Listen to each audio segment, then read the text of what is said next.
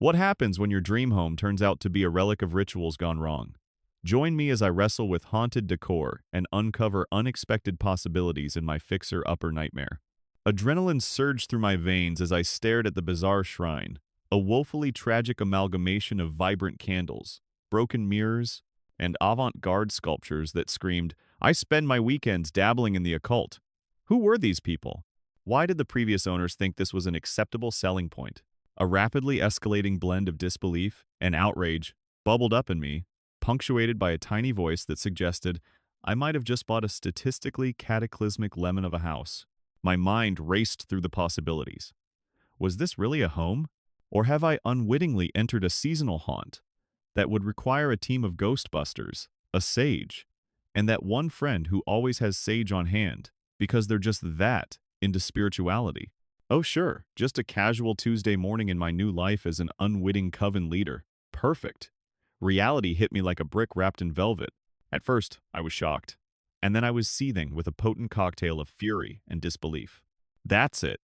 I'm calling my real estate agent, I declared dramatically, as if the walls themselves rolled their eyes at my exaggerated bravado. But who could I call?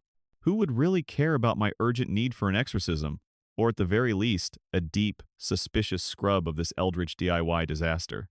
That Victor Klein, my snobbish neighbor with the radiant aura of entitlement? Ha! He'd probably scoff at the chaos like I'd asked him to join a PTA meeting while wearing a clown suit. But seriously, the audacity of the previous owners to just leave their creepy midnight rituals behind, along with outdated appliances. Did they conveniently forget about that as they handed over the keys? Here, have this slightly cursed space along with an expired chicken in the fridge. Good luck.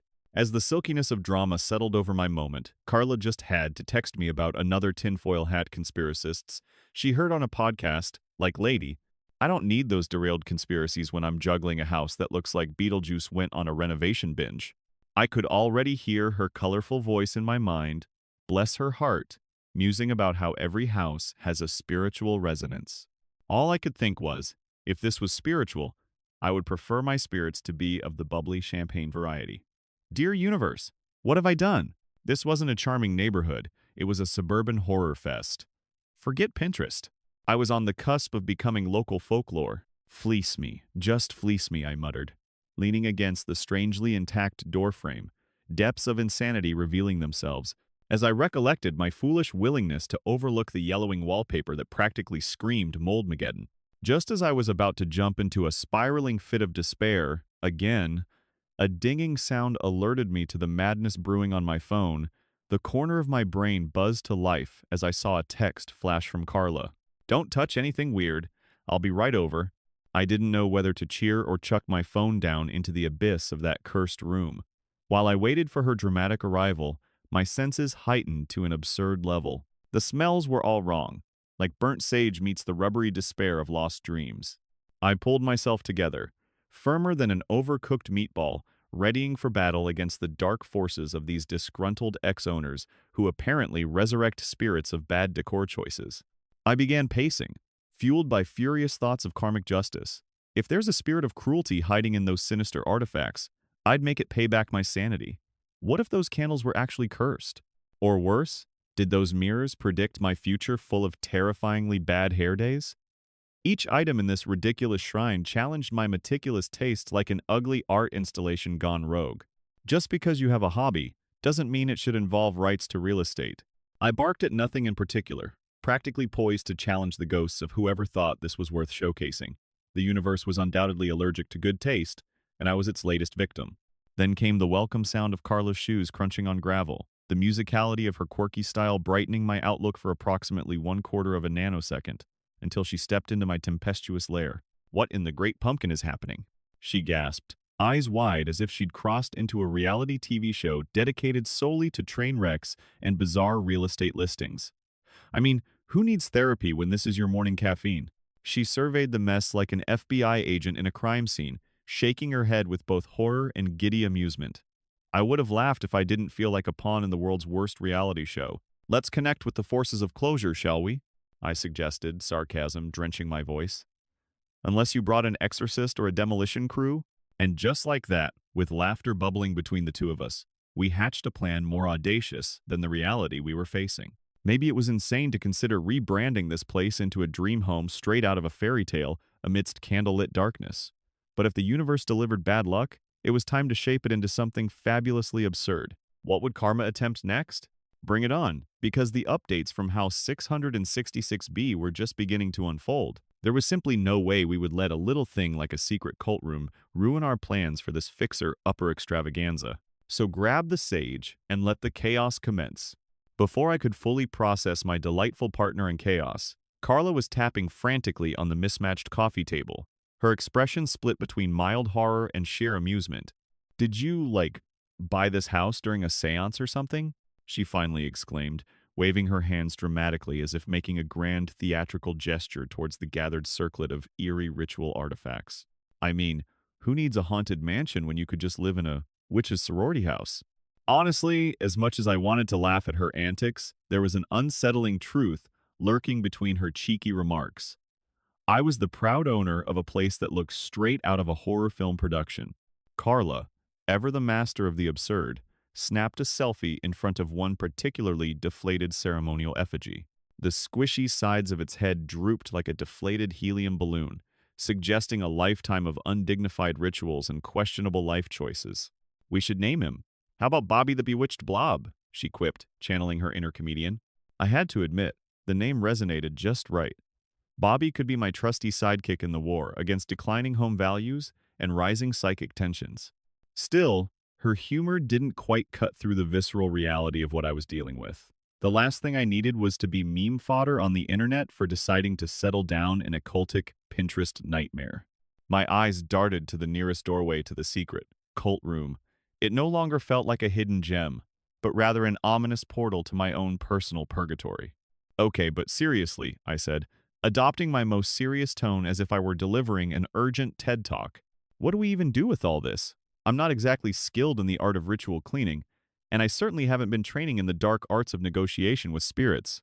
Carla crossed her arms defiantly and tilted her head, adopting her best, "let's figure this out" pose. "All I'm saying is, evil spirits might be manageable. But you know what definitely isn't? Property taxes. You've got an investment to protect, girl. I refuse to let you lose all your hard-earned cash to a bunch of nightmarish knickknacks." Inspired by Carla's concise wisdom mixed with a hefty dose of the absurd, I began poking around the room, heart racing and eyebrows furrowing at every shabby piece of paraphernalia I encountered. "Look at this!" I exclaimed, stumbling upon a dusty book titled The Art of Summoning Unlikely Housing Markets. As if I hadn't already summoned enough madness in my life. Carla burst into giggles, but I could tell that somewhere within her quirky laughter, a hint of genuine intrigue flourished. What if, just what if, this room could become an avant-garde studio space? A dark arts cafe? The possibilities were limited only by my creativity, or perhaps my sanity. Just think, I mused, waving my hands in exaggerated flair. Our Instagram could blow up. We'll create an entire lifestyle brand around mystical living. It'll be like Martha Stewart meets Scooby-Doo. Deep down, I knew the ultimate goal was not just to make this bizarre property usable, but to transform it into a space where superficiality could be trampled by authentic charm. Carla, ever the dreamer, leaned in closer, eyes sparkling with mischievous excitement. Just imagine it. Every candle a different scent, ghost tours showing up for the late-night ghoulish brunch, and who knows, maybe Bobby the Bewitched Blob would bring us a cult following. Just in case you need a backup plan. Miracle of miracles. I actually started to see a glimmer of potential glistening through the chaos. I could almost hear angels singing, or perhaps that was just the sound of someone loudly arguing about feng shui on that podcast Carla was obsessing over.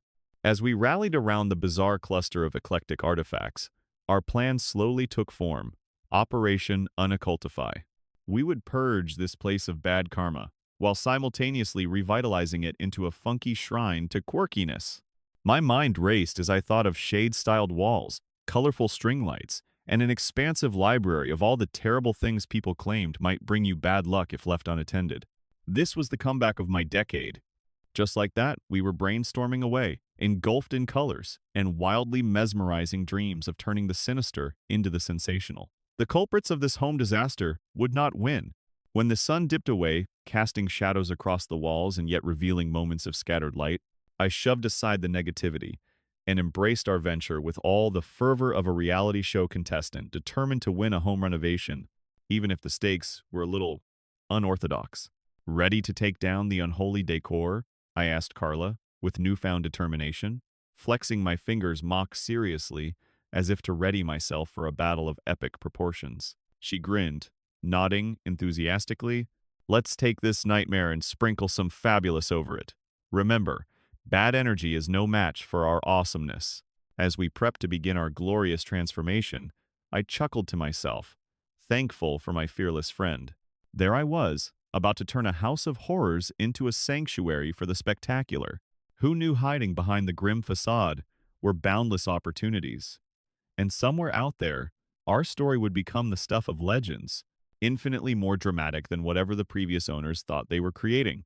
Bring on the bizarre ritual room transformation, because we were not just moving in, we were about to become the fierce new queens of quirky suburban living. What else could possibly go wrong?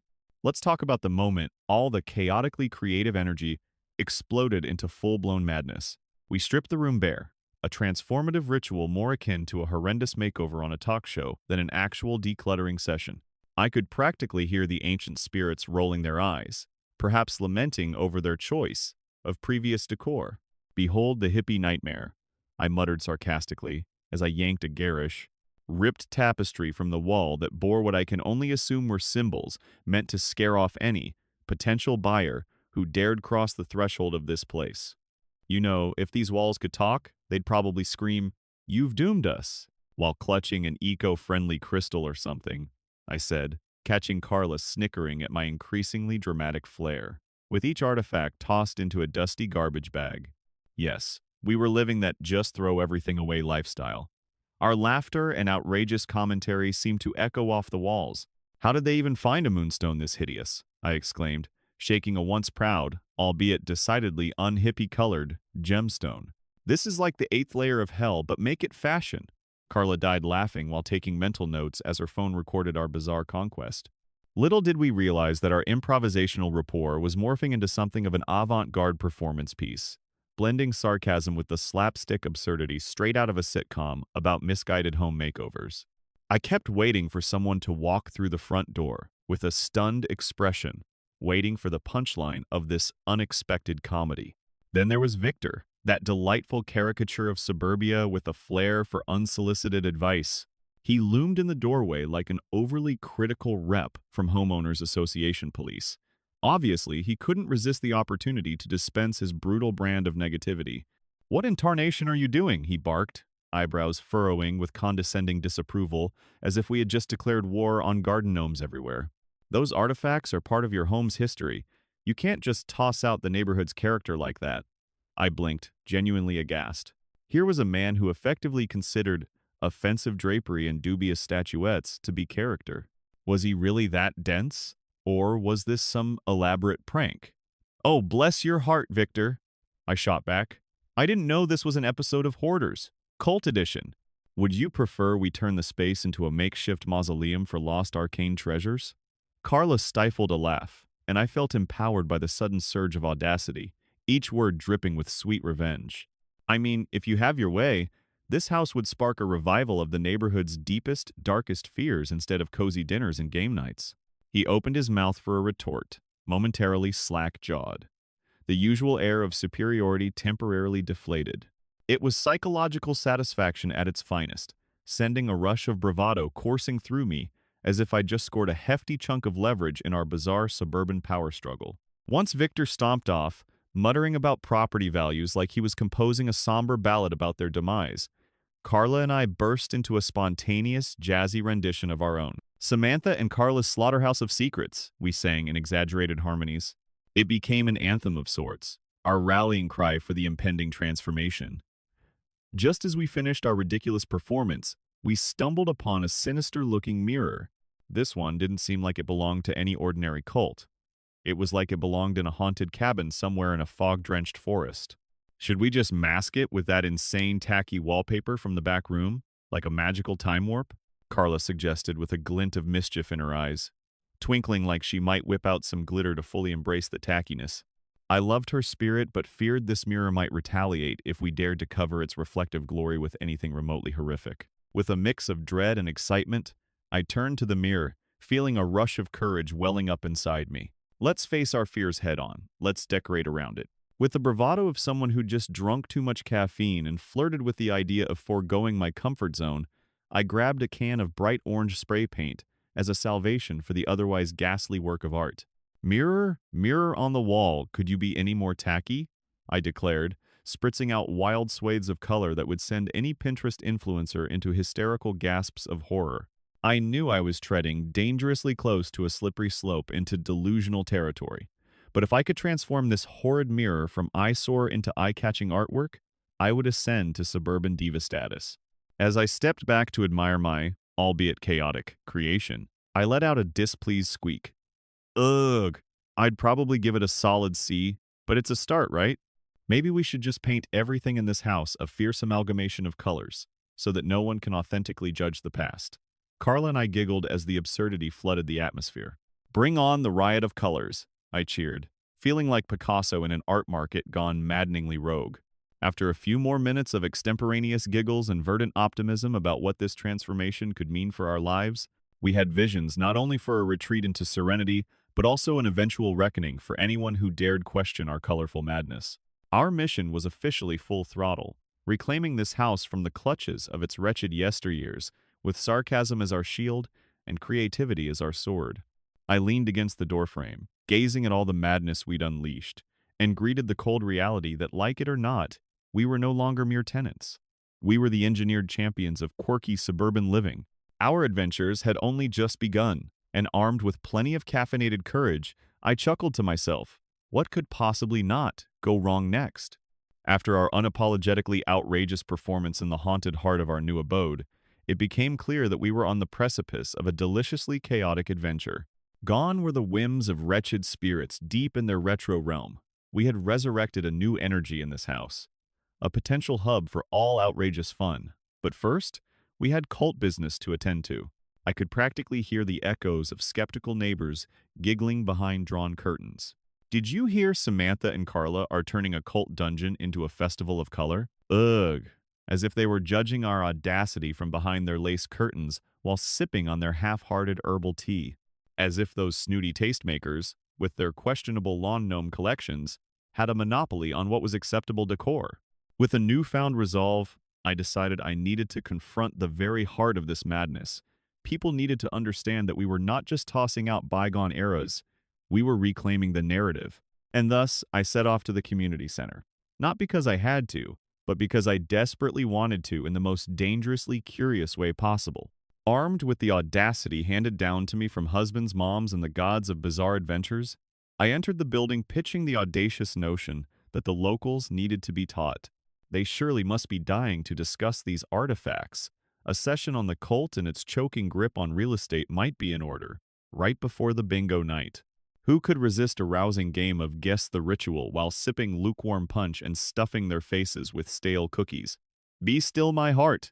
As I braved the intricate maze of elderly gossip and dubious informal structures that played havoc on social etiquette, I burst into the meeting hall, fully embracing my inner drama queen.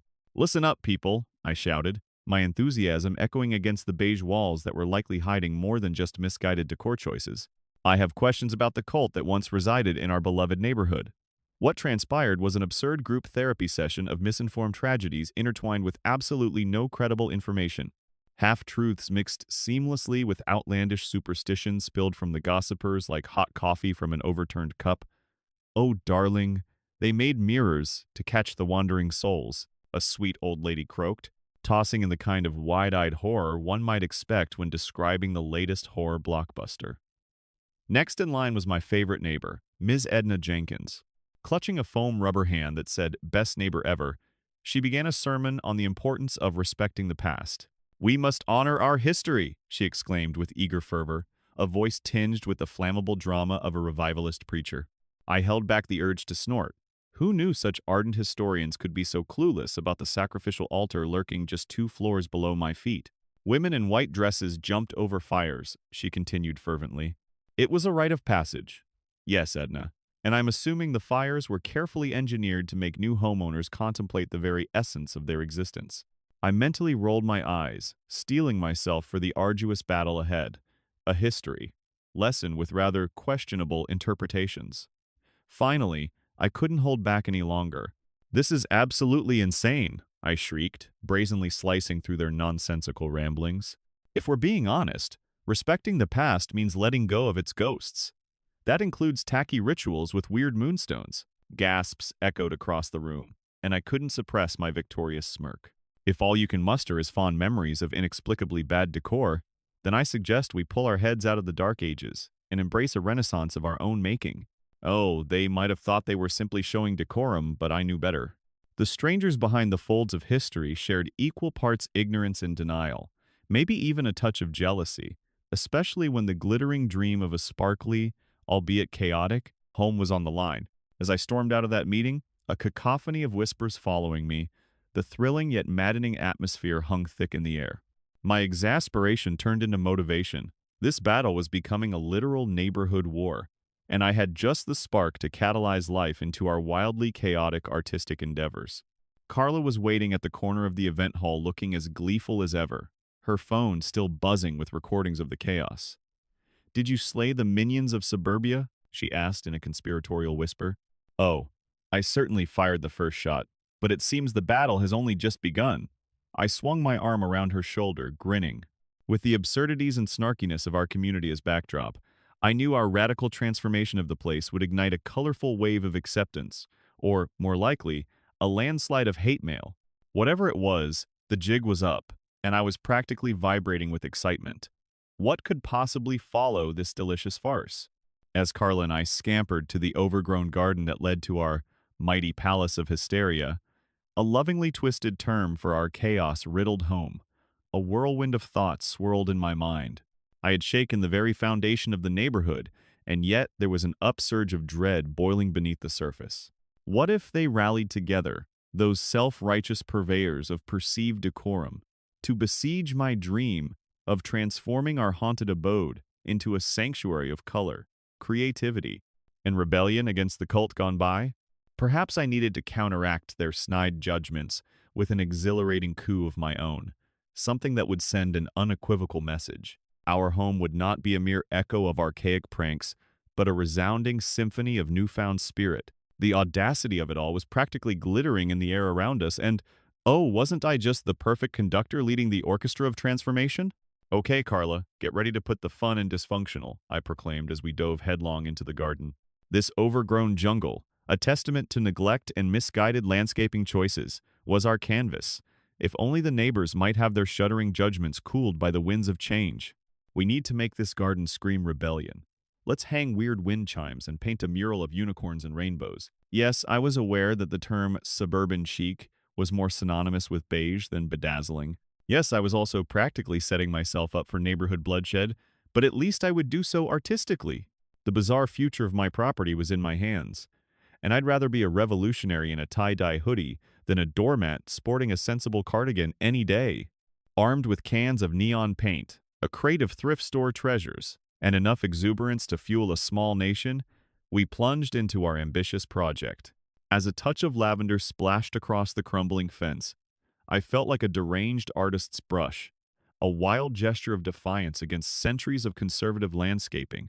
"Look at those gnomes peering down their noses at us," I chuckled, gesturing to the comically pious ceramic guardians effectively guarding nobody and nothing. "I think it's time for a little makeover, don't you?" Carla's laugh rang out, bright and carefree. There we were, infusing color into a sullen neighborhood, a veritable rainbow marching bravely into a realm of beige woes. My heart surged as I recognized that this was more than renovation. It was a battle for the very soul of our home and our identity within an enchanted, whimsical world. Of course, our colorful rebellion did not go unnoticed. Just as a cloud of cerulean paint drizzled over a particularly ugly shrub, I caught sight of Victor Klein striding down the street, his expression practically a portrait of outraged disbelief. For a moment, it was as if time suspended. The universe held its breath in anticipation of his snide remarks. The man was a solid block of entitlement, and any challenge posed to his vision of suburbia, which might as well have been carved into stone by the ancient HOA gods, was an affront more grievous than a sacrilegious act. "What on earth are you doing?" he bellowed, an eyebrow quirked upward like it was part of a bizarre anatomy defect. The strut of superiority in his tailored khakis mocked the very essence of my happiness, but I leaned into the moment, like a dramatic actress facing the spotlight. "Victor, glad you could join our colorful soiree," I chirped, feigning a Disney princess sweetness while I prepared for mortal combat. "We're revolutionizing the neighborhood, with sparkly paint and whimsy. Why not take a step into the light of imagination, instead of lurking behind your questionable potted plants?" I extended my paintbrush dramatically, like a sword in an epic duel. The look on his face teetered between disbelief and indignation. "You're subverting the aesthetics of this entire community. This is precisely the kind of mischief that leads to a property devaluation crisis."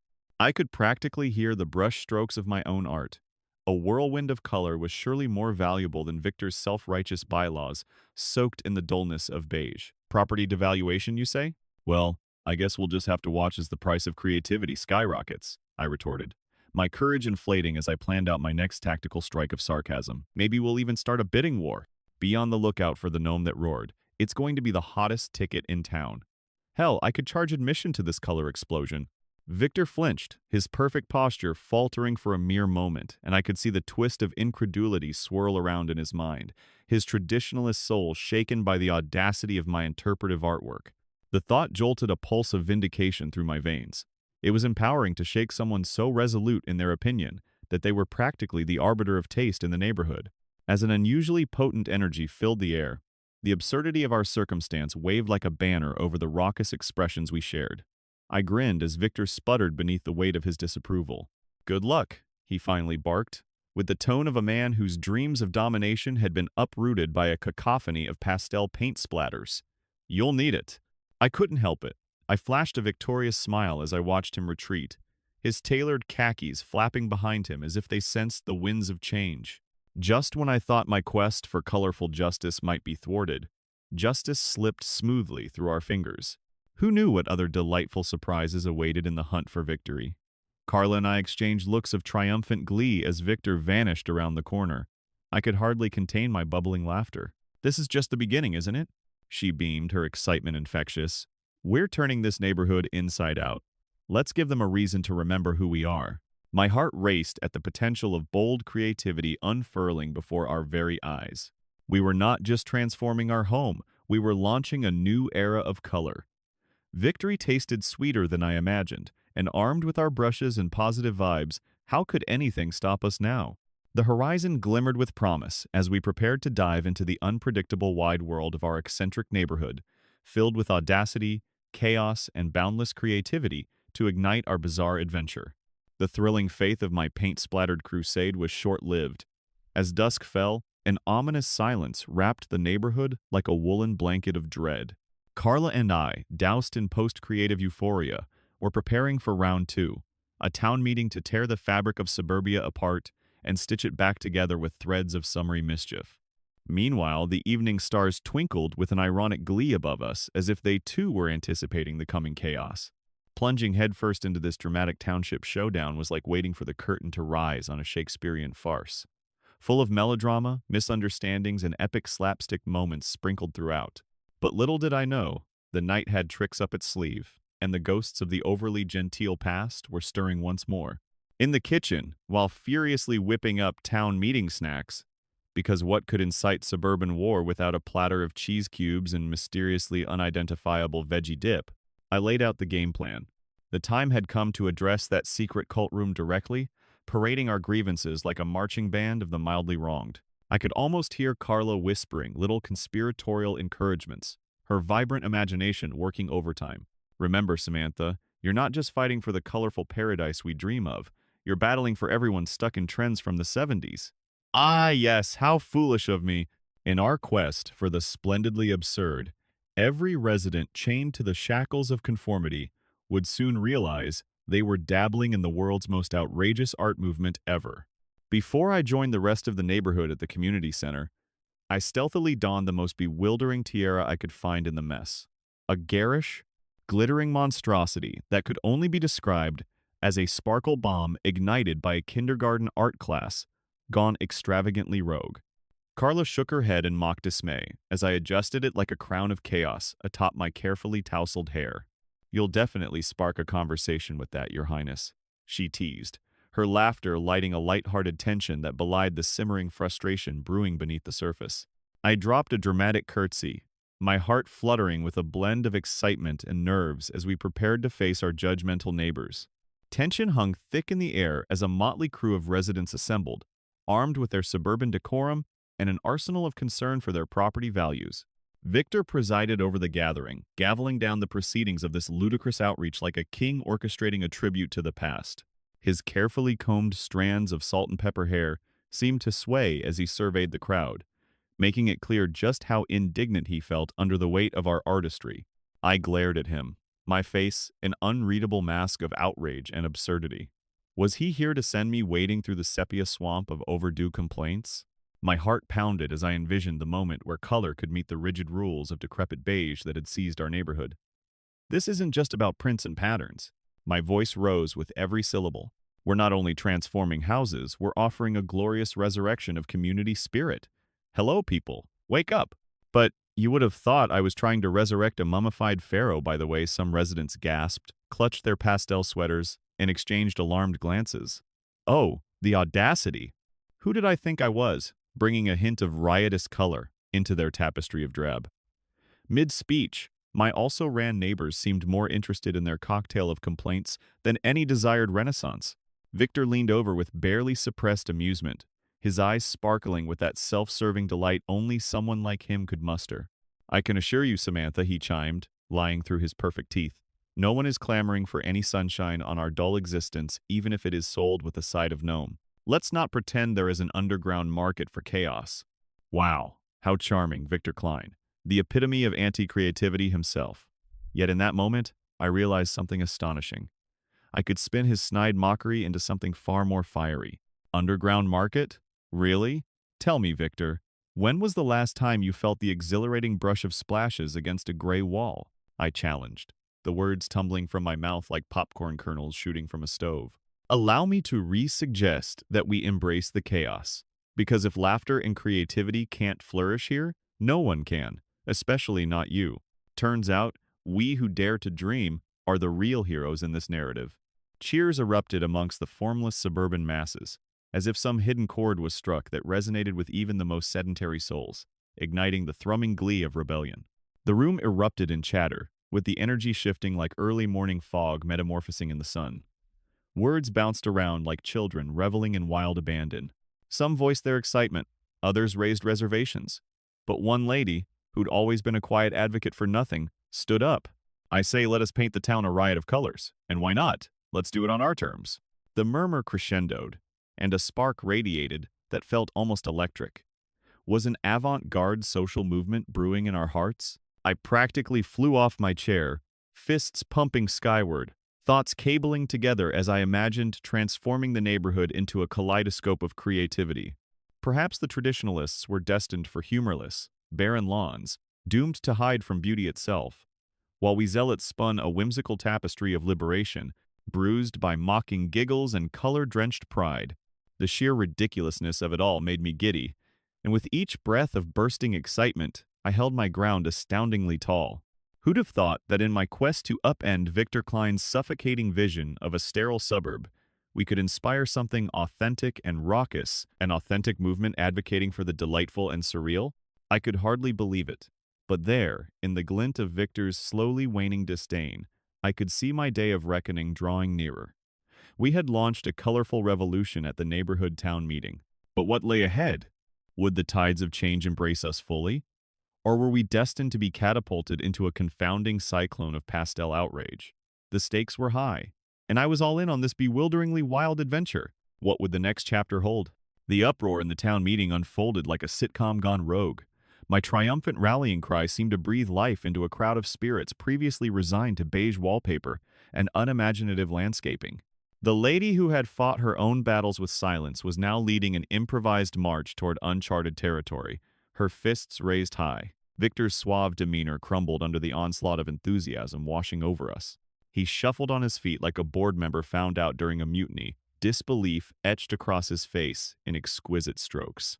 A vibrant wave of motion and noise soon washed over the otherwise subdued group, transforming murmurs of discontent into peals of laughter and banter, a glorious cacophony celebrating the weirdness we had discovered together. I could feel magic brewing in the air. Something monumental was unspooling in the heart of our community, and it left no room for Victor's snarky commentary on our extravagant art endeavors. It was utterly, delightfully absurd. We weren't merely discussing the shades of paint and flowers for the neighborhood's fabled reawakening. The suggestion that had risen from our discontent was twisted into calls for a cult rebranding campaign, complete with t-shirts stamped with mantras and graphics straight from the mind of a caffeinated raccoon. Laughter echoed as enticing visions of bonfire gatherings under the stars began to materialize, each one promising soirees fueled by spirits of the coconut and pineapple variety, of course, and the kind of shenanigans that would have Victor rolling his eyes out of his head. Carla grabbed my arm, her eyes sparkling with fervor, her enthusiasm making joy dimple in the corners of my heart. "Samantha, have you seen Pinterest? We could do a cult-themed yard sale and donate the proceeds to our artistically inclined integrity." I couldn't suppress a whirlwind of giggles at the sheer ridiculousness. The neighborhood promise that had seemed suffocating mere moments before now felt lighter than cotton candy. As our fervor painted each face with renewed excitement, I couldn't help but envision the visual feast we were destined to create. What had initially invited dread into my heart was now evolving into a patchwork quilt of oddities, a cathartic explosion of color, creativity, and chaos that could reframe our neighborhood's narrative. As the meeting careened forward and my aspirations soared high, the whispers of delight grew louder than Victor's muted grumbling. And just when I thought we might whirl into the realm of organized madness, a surge of clarity safeguarded the momentum we had harnessed. "We'll embrace our kooky persona," I declared, bolstered by my own outrageous impulse, the idea practically spilling from my lips like confetti. "Let's plan a neighborhood cult festival with art installations, food trucks serving cult-inspired dishes, and a prize-winning gnome decorating contest. Yes, let Victor Klein decorate his boring lawn with stifled tempers, while we bask in the electric glow of rebellion." Victor tried to interject, but the crowd roared, drowning out his protest with a fervor that even he couldn't expect. Perhaps something radical was indeed unfolding.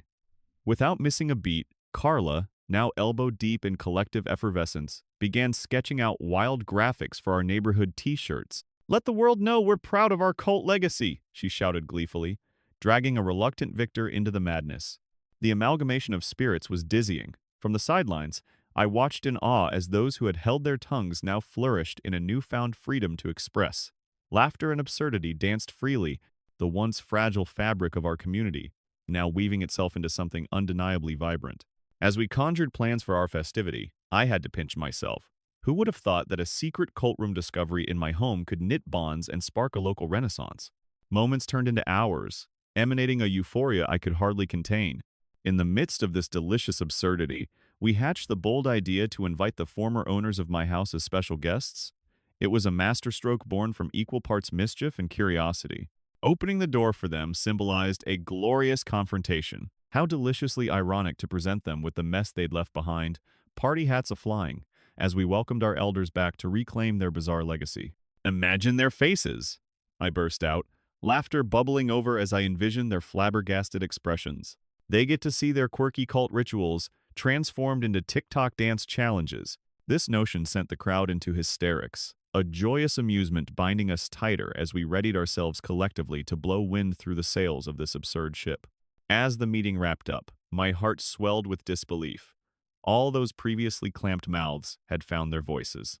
Each awkward neighbor, personifying their own eccentric wisdom, had a hand to play in our unfolding narrative. While I'd once thought that secret cult room would only haunt my dreams, it turned into an emblem of triumph, the catalyst igniting a community-wide awakening.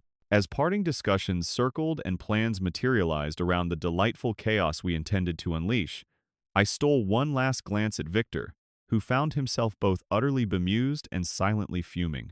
As the chorus of excited chatter swelled around us, a spicy cocktail concoction of voices demanded we embrace our beloved suburban weirdness. Together, we would spin inevitability into something unexpectedly joyous. How could I have ever believed we'd be smuggling in a renaissance of creativity behind fretting neighbors' backs? As the last lingering smiles radiated excitement for our forthcoming adventure of mismatched jigsaw enthusiasm, I couldn't help but bubble over with merry anticipation. The sun might have lowered beyond the horizon, but life was blazing brightly. We had discovered a raucous celebration that would transform our neighborhood into a riot of color and creativity, celebrating that very unusual intersection of shadows. I conjured up a whimsical vision for our upcoming neighborhood cult festival, embracing the fact that we, the eccentric dreamers, were real heroes of this absurd tale. So, what was next for us? Fearless warriors of whimsy. Well, we were ready to stand awash in colors. The question now loomed: were we truly prepared for what awaited us in the glamorous chaos ahead?